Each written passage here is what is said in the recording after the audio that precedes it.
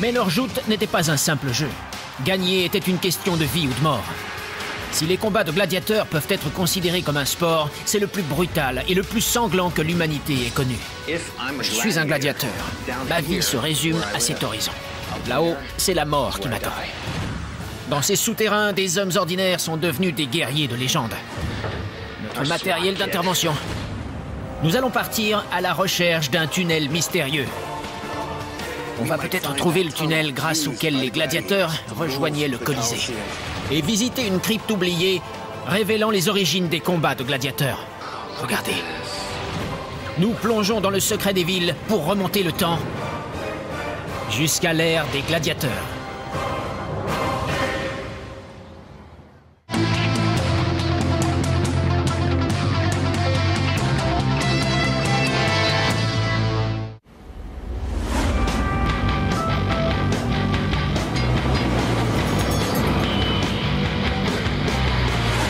Bonjour, nous sommes au cœur de Rome, et voici le Colisée. 2000 ans après sa construction, ce gigantesque édifice reste l'un des plus grands stades de l'histoire. Pendant 4 siècles, des divertissements de toutes sortes ont été organisés dans cet amphithéâtre. De la reconstitution de batailles navales entières sur une scène remplie d'eau, aux chasses exotiques avec des animaux venus des 4 coins du monde connu. En passant par des exécutions, et bien sûr, le clou du spectacle, des combats de gladiateurs. À l'époque, les gladiateurs étaient des mythes vivants, de véritables stars, mais ils étaient loin de mener une vie enviable. On connaît tout de leurs combats dans l'arène, mais le reste de leur univers nous est pratiquement inconnu. D'où venaient-ils? Quel était leur quotidien? Leur histoire s'est peu à peu effacée au cours des siècles et demeure enfouie dans les entrailles de la Terre. À son apogée, la Rome antique s'étend sur un territoire de plus de 5 millions de kilomètres carrés. Les combats de gladiateurs sont en vogue dans tout l'Empire, de la Grande-Bretagne à la Turquie. Survivre, connaître une mort violente, conquérir sa liberté à la force du poing ou demeurer esclave à jamais, ces hommes qu'on force souvent à combattre jouent leur destin à chaque fois. Et nulle part l'enjeu n'est aussi important et les jeux plus grandioses qu'au Colisée, le cœur battant de la Rome antique. C'est dans l'arène du Colisée, juste derrière moi, que les gladiateurs devenaient des légendes vivantes. C'est là que les Romains venaient assister à leurs violents duels. Mais pour la plupart de ces hommes, ce spectacle sanglant n'était que la dernière partie d'un long voyage. Ici, sous mes pieds, se trouve le tunnel que les gladiateurs empruntaient pour se rendre à l'amphithéâtre et qui partait d'ici, de leur camp d'entraînement. Il s'agit d'une école de gladiateurs d'élite, la plus grande du monde romain. C'est ici qu'ils apprenaient l'art de tuer et de mourir. En 1937, lors de la rénovation de la Via Labicana, les ouvriers tombent sur les vestiges du Ludus Magnus, la plus grande et la plus célèbre des écoles de gladiateurs de Rome. C'était la caserne d'élite où s'entraînaient les gladiateurs les plus endurcis et les plus doués de l'époque. Bonjour. Ça va? Très bien. Hendrik Day est spécialiste de l'histoire des gladiateurs. Grâce à lui, nous allons pouvoir visiter une zone fermée aux touristes. Ludus Magnus. Qu'est-ce que ça veut dire? La grande école des gladiateurs. L'équivalent d'une équipe de première division. Tout à fait. Et l'école était située tout près du Colisée. C'était très pratique. Ils pouvaient passer directement de leur caserne à l'arène. Pendant plus de 15 siècles, le Ludus Magnus est resté enterré sous des tonnes de terre et de gravats. Mais en 1937, ces vestiges ont été mis au jour à la faveur d'un chantier de construction. C'est génial. Après vous. Merci. Pour les dégager, les archéologues ont dû extraire quelques 400 000 tonnes de terre, et ce, au cœur de l'une des plus grandes capitales d'Europe.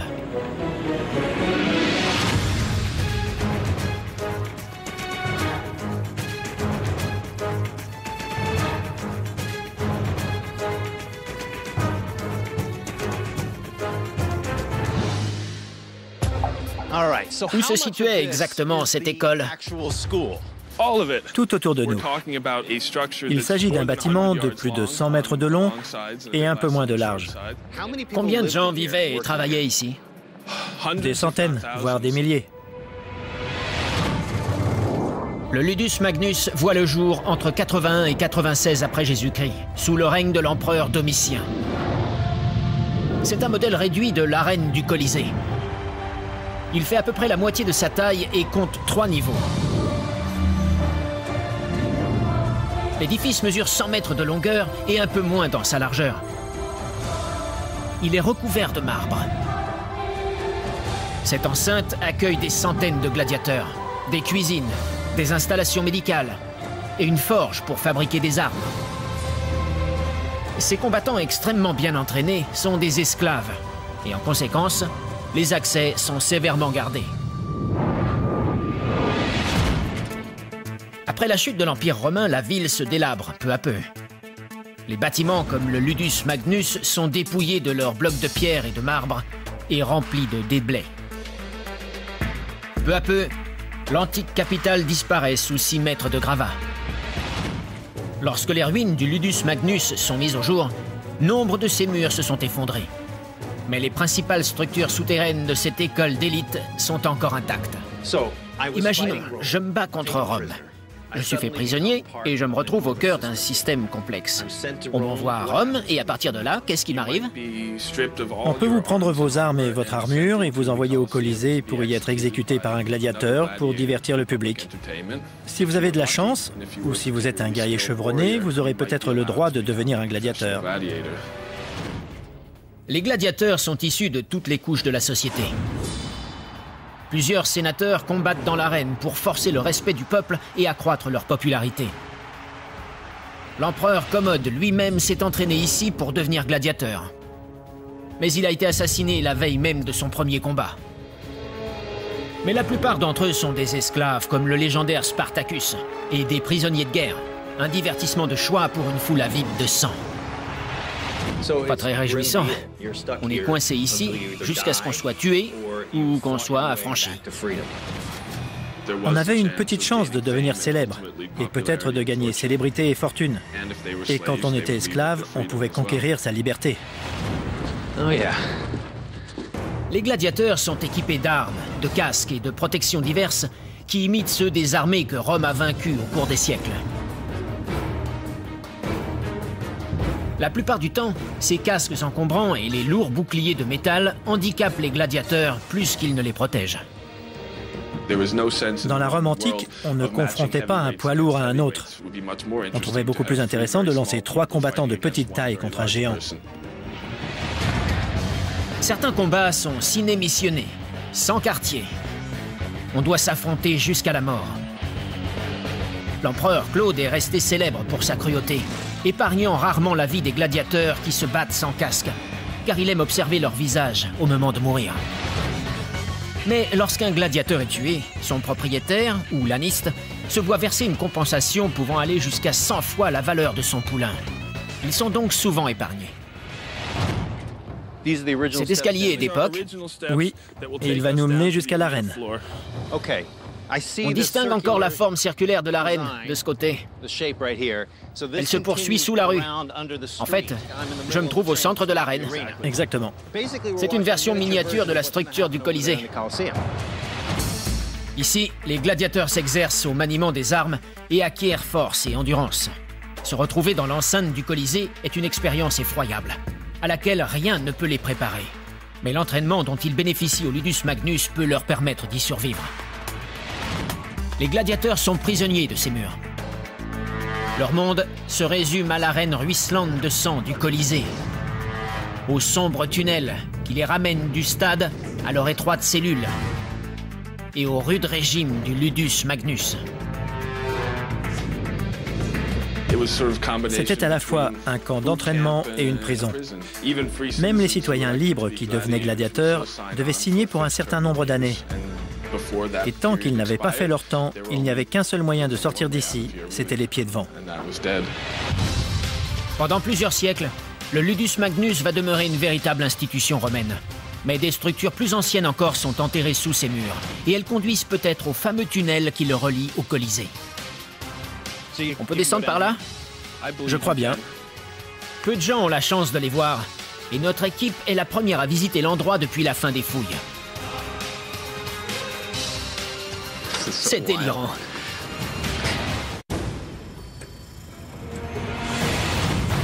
À l'ombre de la plus grande arène de l'ancien monde, sous le sol du Ludus Magnus, nous allons avoir le privilège de visiter un quartier enterré sous cette école d'élite.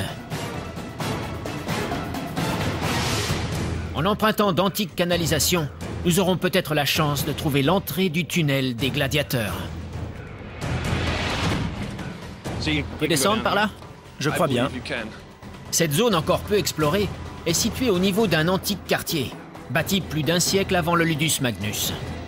Vous y avez déjà été? Non, jamais. C'est délirant. Nous y trouverons peut-être des indices quant à l'emplacement du tunnel qui reliait autrefois le Colisée au Ludus Magnus.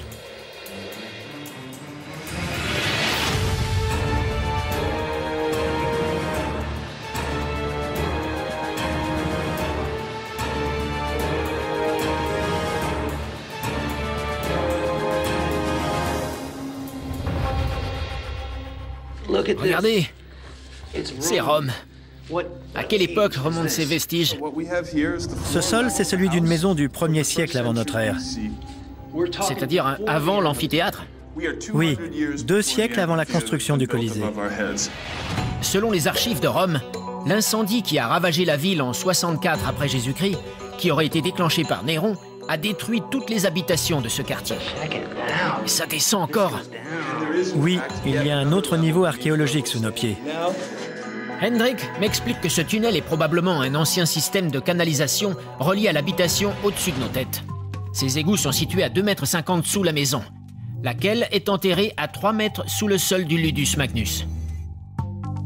Il est possible que l'entrée du tunnel perdu soit située quelque part le long de ces canalisations. Là, je crois qu'il faut se retrousser les manches. Ce tunnel ne date pas d'hier. Il est plein d'eau et de gadou.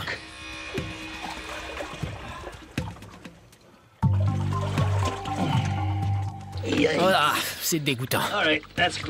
Et en plus, j'ai de la flotte plein les chaussures. Ce conduit a été construit entre 200 et 50 avant notre ère. Ce tunnel est assez solide pour supporter la rue au-dessus de nous, mais un éboulement nous empêche d'aller plus loin. Il est dangereux de tenter de le dégager. Notre matériel d'intervention. Mais nous allons pouvoir jeter un œil dans ce recoin inexploré de Rome pour peut-être apercevoir l'entrée du tunnel qui relie l'endroit au Colisée. Regardez, ces petites loupiottes sont à infrarouge. On peut voir dans l'obscurité totale. C'est le même matériel que les brigades d'intervention spéciale.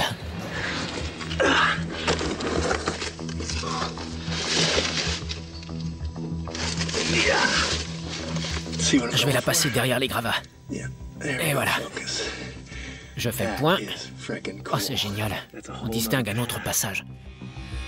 À travers les gravats, on aperçoit l'entrée d'un autre tunnel qui s'enfonce droit dans la direction du Colisée. Mais l'éboulement nous empêche d'aller plus loin. Ça me rend dingue d'être si proche du but. Mais je crois que tout archéologue me dirait que ce serait pas raisonnable de vouloir continuer à avancer. Je risquerais de tout faire effondrer. On vante toujours la solidité des constructions romaines qui ne s'écroulaient jamais. Eh ben là, ça s'est écroulé. Si on pouvait creuser et continuer à progresser par là, on pourrait bien trouver le tunnel dont je vous ai parlé. Celui que les gladiateurs empruntaient pour rejoindre le Colisée. Mais je peux pas passer. Alors, tout cela restera un mystère. Le ventre de la Rome moderne regorge de témoignages permettant de retracer le quotidien des gladiateurs. On en trouve notamment sous les immenses arènes conçues pour faire de ces terribles combats un spectacle capable de captiver les foules.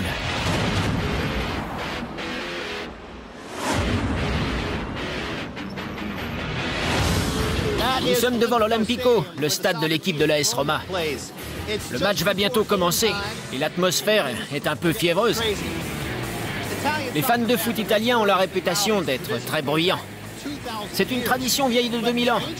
Mais dans la Rome antique, ces fans n'auraient pas applaudi un but, mais un massacre. Et tandis qu'en surface, la foule tapageuse admirait le spectacle, sous l'arène, l'ambiance était toute différente. Une petite armée de techniciens et de machinistes s'affairait autour des gladiateurs, des condamnés et des bêtes sauvages, tous attendant la mort sous une forme ou une autre.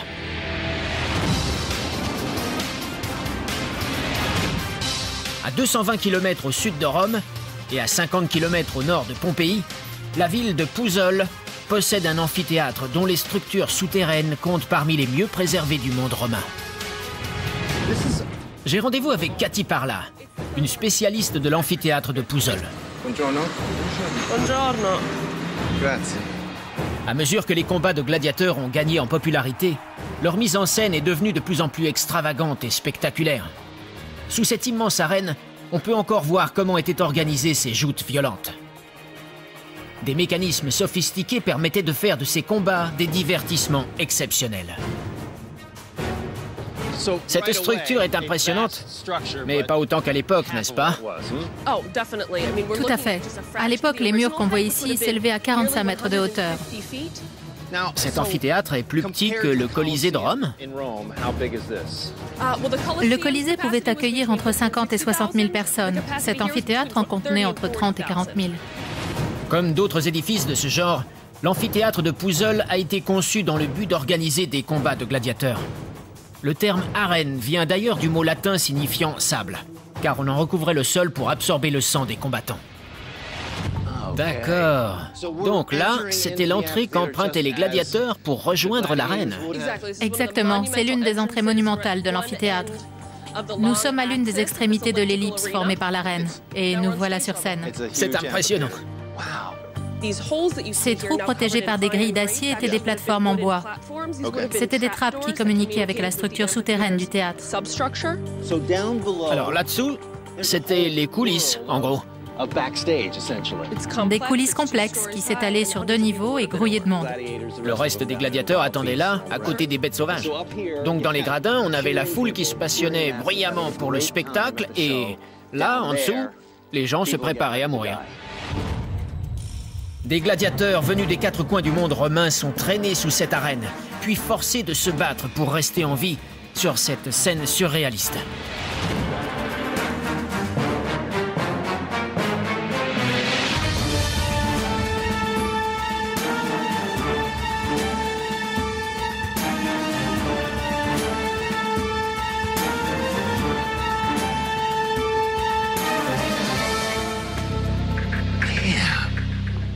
À combien de mètres est la surface? À 6 mètres, 2 étages romains. L'arène est juste au-dessus et nous sommes dans l'allée centrale qui conduit à toutes les trappes. Oui, tous les accessoires étaient hissés ou propulsés d'ici vers la surface. Comme le Colisée de Rome et les autres édifices similaires de l'Empire, l'amphithéâtre de Pouzzoles est équipé d'une gigantesque structure souterraine. Ces 2 niveaux se répartissent autour de 2 grands axes de circulation. Le long de l'axe principal, on hisse les gros accessoires et de véritables décors pour servir de cadre aux chasses aux bêtes sauvages. En outre, plus de 20 trappes permettent de faire entrer des gladiateurs ou des animaux sur scène. Des centaines de travailleurs de l'ombre s'agitent pour actionner ces mécanismes. Imaginons que je sois un gladiateur. Ces murs sont mon univers. J'attends ici, dans l'ombre, au milieu d'une foule d'ouvriers, écoutant les cris du public qui attend que je surgisse par une trappe. Ici, c'est toute ma vie. Et là-haut, c'est la mort qui m'attend. Les armes des gladiateurs se trouvent dans ces alcôves. On ne les donne aux combattants qu'à la dernière minute, juste avant qu'ils montent sur scène. Cette règle a peut-être été établie après que le plus célèbre des gladiateurs a mené une révolte qui a ébranlé l'Empire tout entier. Spartacus était un esclave venu de Thrace qui avait été enrôlé de force dans l'école de gladiateurs de Capoue. Il avait été vendu sur un marché de Rome où les lanistes venaient sélectionner des spécimens d'élite.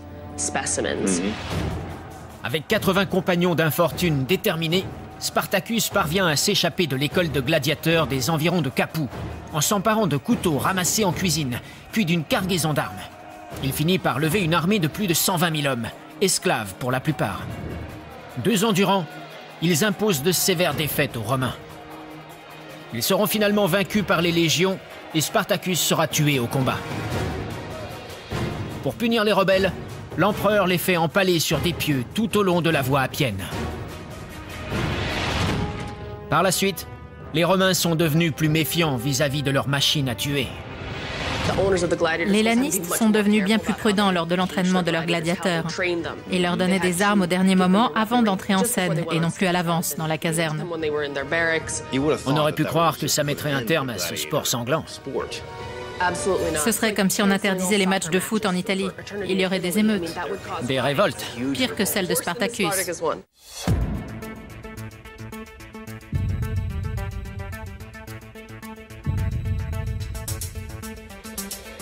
Les entrailles de l'amphithéâtre de Pouzzoles abritent toute la machinerie nécessaire à la création d'un spectacle grandiose et ahurissant. Des gladiateurs ou des bêtes sauvages surgissent de trappes pour surprendre leurs adversaires. Des décors entiers sont hissés sur scène. Ces coulisses souterraines ont fait des combats de gladiateurs des divertissements d'un genre nouveau. Nous sommes au niveau inférieur des coulisses. C'est ici qu'ils soulevaient d'énormes poids. Hommes, animaux, cages, tout, jusqu'à l'arène qui se trouve juste au-dessus. Pour ce faire, il fallait un système de poulies, et il y en a absolument partout. C'est d'une complexité inouïe. Ils ont été très loin pour mettre en œuvre ces spectacles complètement déments. Une journée à l'amphithéâtre de Pouzzoles, c'est la garantie d'assister à un délire de combat, de sang et de meurtre. Le matin, on commence par des chasses et des combats d'animaux. Ensuite, après le déjeuner et quelques coupes de vin, ce sont les exécutions. Et puis vient enfin le clou du spectacle, les joutes de gladiateurs, souvent jusqu'à la mort. Pour les hommes qu'on poussait dans cette arène, ça devait être une expérience terrifiante. Mais si élaboré que soit le décor, l'issue du spectacle est invariablement la même, un bain de sang. En général, on ne confronte pas plus de quelques dizaines de paires de gladiateurs. Mais lors des grands événements, comme la célébration d'une victoire militaire, les empereurs peuvent réunir jusqu'à 5000 paires de gladiateurs et les combats s'étalent sur 4 mois. Les organisateurs de ces jeux inventent sans cesse des mises en scène plus extravagantes. De fait, nombre de spécialistes avancent que, comme le Colisée, l'amphithéâtre de Pouzzoles pouvait être inondé pour y reconstituer des batailles navales. Un sombre tunnel situé tout au bout de l'axe latéral semble conforter cette théorie.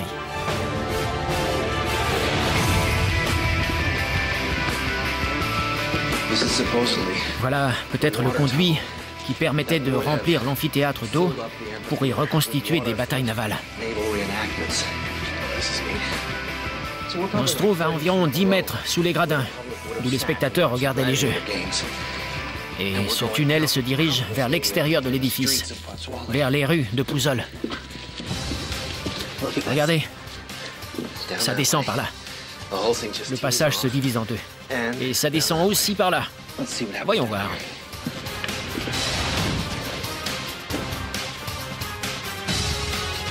Nous sommes à l'intérieur d'un aqueduc souterrain, conçu pour transporter de grandes quantités d'eau dans un amphithéâtre contenant un public de 30 000 personnes. Cela montre bien l'immense importance que revêtent ces jeux à l'époque. Rome ne se contente pas de maintenir les frontières d'un empire démesuré, elle donne aussi à ses citoyens des divertissements de dimension épique. Si les jeux de Pouzzoles comprennent des batailles navales, des chasses aux bêtes sauvages et des exécutions, les combats de gladiateurs restent l'attraction principale et celle qui rapporte le plus. Ces hommes font souvent la fortune de leurs propriétaires. Voilà pourquoi, lorsqu'ils ont besoin d'un peu de détente, on leur donne l'autorisation de traverser la ville pour se rendre dans le quartier chaud de Pouzzoles.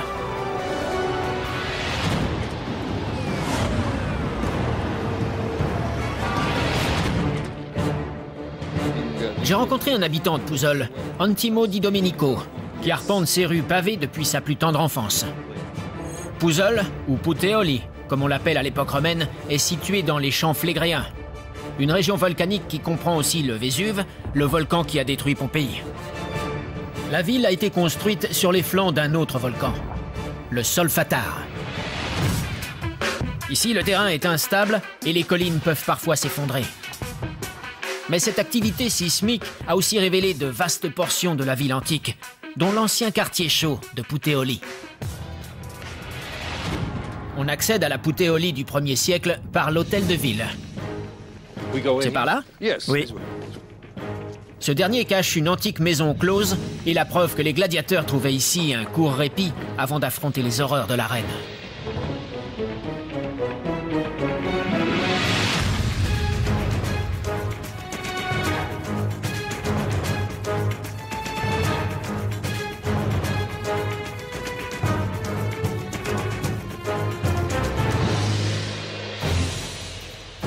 On est entré dans cet édifice par le haut et on a marché dans une rue de l'époque romaine. Maintenant, on se trouve sous cette rue. Ici, on a des chambres indépendantes. On est pratiquement certain qu'il s'agissait d'un endroit où les gladiateurs ou d'autres personnes pouvaient venir pour... Une position sexuelle, c'est ça? Oui, c'est ça. Et on l'affichait? Oui, on l'affichait pour dire « Si tu viens, voilà ce que je peux t'offrir ». On pouvait donc choisir d'aller dans cette alcôve plutôt qu'une autre. Cet endroit était un peu le Las Vegas de l'époque. Ce qui se passe à Puteoli ne sort pas de Puteoli. Ce n'était pas la seule maison close de la Rome antique. On a retrouvé des représentations similaires de positions sexuelles dans les ruines des environs de Pompéi. Dans une autre alcôve, on peut voir des graffitis qui, selon Antimo, ont sans doute été tracés par une prostituée il y a presque 2000 ans. Il s'agit d'une publicité à l'attention de clients potentiels, montrant qu'elle a su donner satisfaction à des gladiateurs. Le trait est presque effacé, mais on distingue le casque d'un gladiateur ici. Et assez clairement un autre casque, ici, à sa droite. On peut imaginer que ce mur était couvert d'annonces de ce type. Tout à fait. Oui, j'ai des gladiateurs parmi mes clients, vous êtes un petit vénard. Donc si j'étais un kidam de passage, et que je me demandais quelle prostituée choisir, et que je voyais qu'elle accueillait régulièrement des gladiateurs, je devais me dire, celle-là, elle doit être douée. Oui.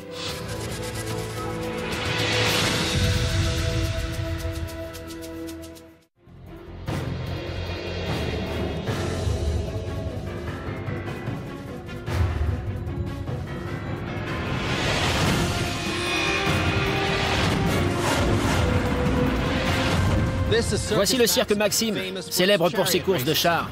Il n'avait pas été conçu pour les combats de gladiateurs, mais on en organisait tout de même. À l'époque, les révoltes populaires étaient une menace constante. Donner à la plèbe l'occasion de se défouler en la divertissant était le moyen de préserver la sécurité de l'État et du pouvoir. C'était une manœuvre politique très efficace. Des fouilles récentes menées au cœur de Rome ont permis de mieux comprendre comment ils procédaient. Elles ont mis au jour les recoins secrets dans lesquels les Romains vénéraient une divinité venue des confins de l'Empire.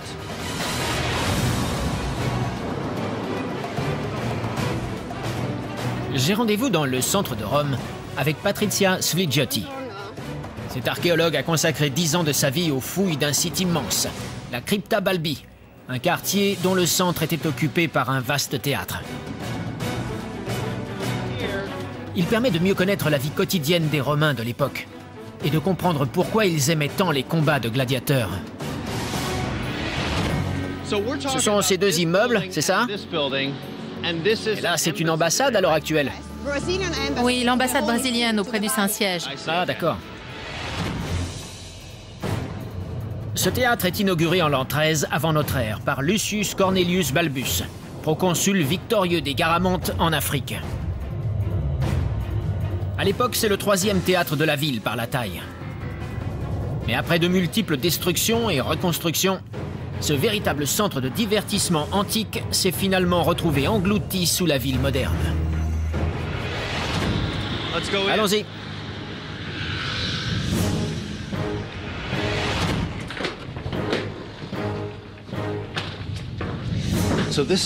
Nous sommes sur le site des fouilles actuelles. Oui. C'est vraiment passionnant. On est au centre d'une fouille archéologique en pleine progression. En gros, on a une section transversale de l'histoire de la ville. La Renaissance, le Moyen-Âge et la Rome antique. Là-haut, on peut prendre le bus. 2 millénaires concentrés sur quelques mètres.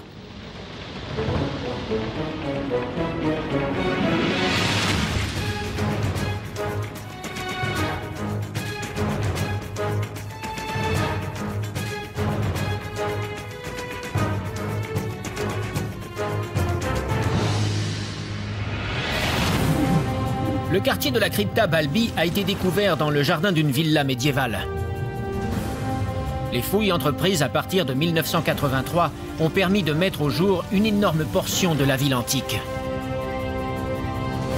Ce quartier possédait des bâtiments officiels, et notamment un centre de distribution du blé. Ici, une fois par mois, les citoyens de Rome pouvaient venir chercher du blé gratuitement. Cet avantage faisait partie de la stratégie de Rome. Un peuple heureux et bien nourri était bien plus facile à contrôler. Les Romains avaient une expression très intéressante à ce sujet. Panem et circenses, c'est-à-dire du pain et des jeux. En gros, on nourrissait les gens et on les divertissait. Au fil des siècles, la violence s'installe dans un monde romain sans cesse ébranlé par la guerre et les révoltes. Bientôt, les distributions de nourriture et les théâtres comme celui-ci ne suffisent plus à contenter le peuple. L'Empire doit lui proposer des divertissements toujours plus délirants, et les combats de gladiateurs sont le dérivatif idéal pour assouvir sa soif de sang.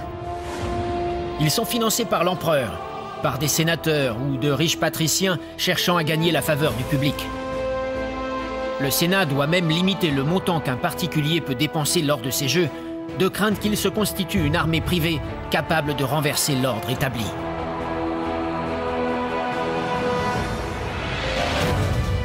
Les spectacles commandés par Néron sont d'une sauvagerie sans borne. Ils mélangent théâtre classique et combats sanglants. Dans les tragédies grecques, certains rôles sont tenus par des condamnés. Et lorsque le drame requiert que leurs personnages soient tués, c'est un véritable bourreau qui s'avance pour les exécuter sur scène. Mais pendant que certains Romains se repaissent de violence au Colisée, d'autres se tournent vers un ancien culte. À l'ombre de l'ancien théâtre de Balbus, des vestiges témoignent de l'existence d'une société secrète. Au sud-est du site de la Crypta Balbi, tout près du théâtre, se trouve un sanctuaire dédié à un culte mystérieux, très populaire dans l'armée romaine.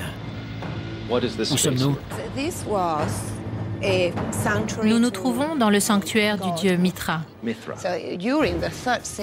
Au IIIe siècle de notre ère, cet espace, situé derrière la Crypta Balbi, a été transformé en sanctuaire dédié à ce dieu perse. C'est ici qu'on tuait rituellement le taureau. On pratiquait des sacrifices rituels, en fait. Tout à fait. Et on pense que ce trou qu'on voit creusé dans le sol pourrait être ce qu'on appelle la fossa sanguinis, le réceptacle dans lequel on recueillait le sang du taureau. Comme d'autres cultes exotiques pratiqués à Rome, le mitraïsme a été introduit par les soldats revenant des campagnes d'Orient. Si ce culte était populaire dans les armées, c'est parce que Mithra était considéré comme un dieu invincible. Et cette idée s'accordait avec celle de l'invincibilité du soldat romain. Peu à peu, ce culte se répand dans les plus hautes sphères de la société romaine. Il finit même par compter des sénateurs, voire des empereurs. Il semblerait que Néron et Commode, lequel souhaitait tant devenir gladiateur, aient compté parmi les adeptes du mitraïsme. Ce culte est si bien implanté dans toutes les couches de la société romaine qu'on a dit que lorsque l'empereur Constantin s'est converti au christianisme au IVe siècle de notre ère, il a intégré de nombreux rituels et symboles mitraïques dans la religion chrétienne. Le 25 décembre, jour de la naissance de Mithra, est ainsi devenue la date à laquelle on célèbre la naissance du Christ.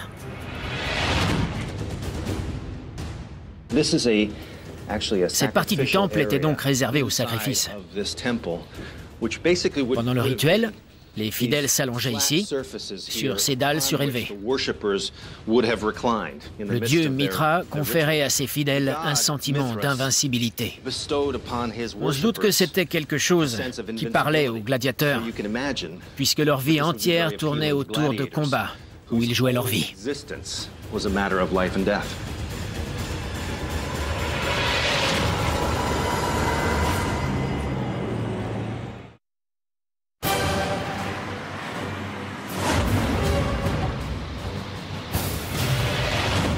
L'origine exacte des combats de gladiateurs demeure mystérieuse.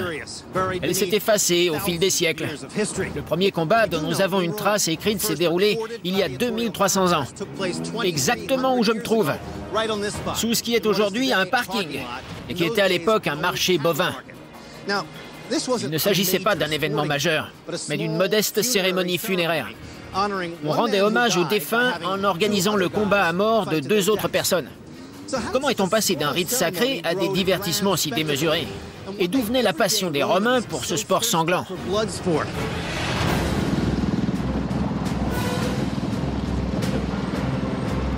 Pour découvrir l'origine mystérieuse des combats de gladiateurs, j'ai rendez-vous sur la voie appienne avec Saskia Stevens, une spécialiste des rites funéraires romains. Cette artère est la plus grande et la plus importante de la Rome antique. C'est le long de cette route que l'armée romaine a exhibé les esclaves tués lors de la révolte menée par Spartacus. Cette rue remonte à l'époque romaine? Oui, c'est l'une des principales artères menant vers le sud. Cette route partait de l'extérieur du Pomerium, l'enceinte sacrée de la ville, qui sépare la cité des vivants du monde extérieur, celui des morts. À l'époque, les soulèvements, les guerres et les épidémies sont monnaie courante. La mort fait partie du quotidien des Romains, et rien ne symbolise mieux la lutte éternelle pour la vie que les combats de gladiateurs. On a des tombes de part et d'autre de la voie. Là, c'est une tombe? Oui. Donc des centaines de milliers de gens sont enterrés tout le long de la voie appienne. Exactement. Saskia nous a organisé une visite dans un columbarium, une chambre funéraire appartenant à un affranchi devenu un citoyen romain très en vue, un homme du nom de Pomponius Hylas. Aujourd'hui, l'entrée de cette chambre est située dans un parc, et peu de gens connaissent son existence. Vu de la surface, on ne voit rien à part ce petit édifice moderne qui protège l'entrée. Mais à l'intérieur, on a une tombe incroyable. Partout autour de nous, à l'extérieur de l'enceinte de la ville antique, on a des tombes et des sépultures. Elles sont souvent placées en surface, mais pour voir celle-ci, il faut s'enfoncer sous terre. Je vous suis. Attention aux marches. Elles n'ont pas été empruntées depuis longtemps.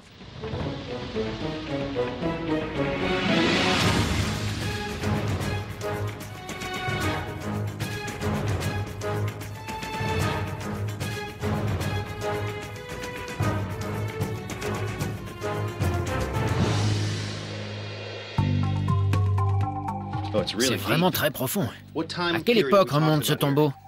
Au début du 1er siècle de notre ère. Nous nous enfonçons de 2000 ans dans le passé, vers les tombes de Romains de l'Antiquité. Que dit cette inscription, Saskia? C'est probablement le nom des propriétaires du columbarium. Cneus Pomponius Hylae et son épouse Pomponiae Vitalinis. C'est vraiment extraordinaire. Ce tombeau se trouve à 13 mètres de profondeur.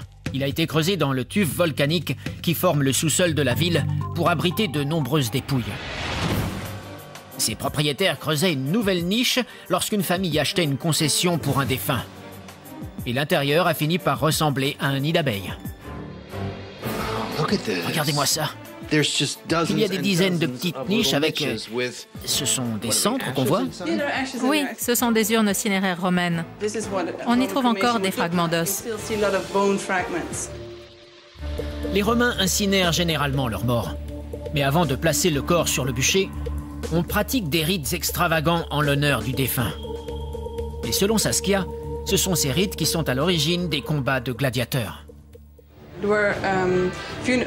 On organisait des jeux funéraires, et plus ces joutes étaient grandioses, plus ce personnage était important. Et quand vous dites joutes, il s'agit de combats de gladiateurs?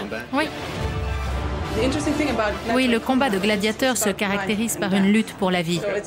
Il se situe à la croisée du monde des vivants et de celui des morts. On attire en quelque sorte la mort à soi et on doit se battre pour gagner sa survie. Vous pensez que ces combats montrent que cette culture était très consciente de sa propre mortalité et qu'on avait besoin de la voir constamment représentée, même sous forme de jeu? Je pense oui. L'enterrement des gladiateurs varie également selon leur rang. Les funérailles des plus célèbres d'entre eux sont payées par une sorte de syndicat des gladiateurs, dont beaucoup sont membres. D'autres sont simplement jetés dans le fleuve ou dans une fosse commune avec leurs compagnons de combat. Voilà ce qui attendait les membres de la bourgeoisie, ceux qui jouissaient d'un certain statut social, qui étaient riches et respectables. C'était pas mal. Et quand il s'agissait de la mort de sénateurs ou d'empereurs, imaginez la démesure des funérailles. On avait des oraisons, des cérémonies, des processions et pour finir, des combats de gladiateurs. L'espérance de vie des Romains ne dépasse pas 25 ans. La mort est omniprésente dans cette société. Il n'est donc pas surprenant que les combats de gladiateurs soient nés d'anciens rites funéraires et qu'ils soient devenus des spectacles épiques.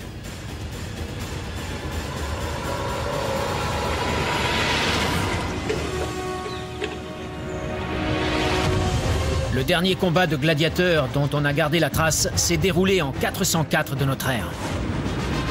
Pendant 6 siècles, ces joutes mortelles ont été le divertissement le plus prisé de tout l'Empire romain. Qu'ils soient des héros ou des parias, des sénateurs ou des esclaves, les gladiateurs comptaient parmi les athlètes les plus illustres de leur temps.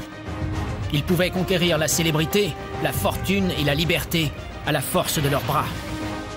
Mais leur vie quotidienne, leur histoire personnelle, demeure cachée dans les entrailles de la terre.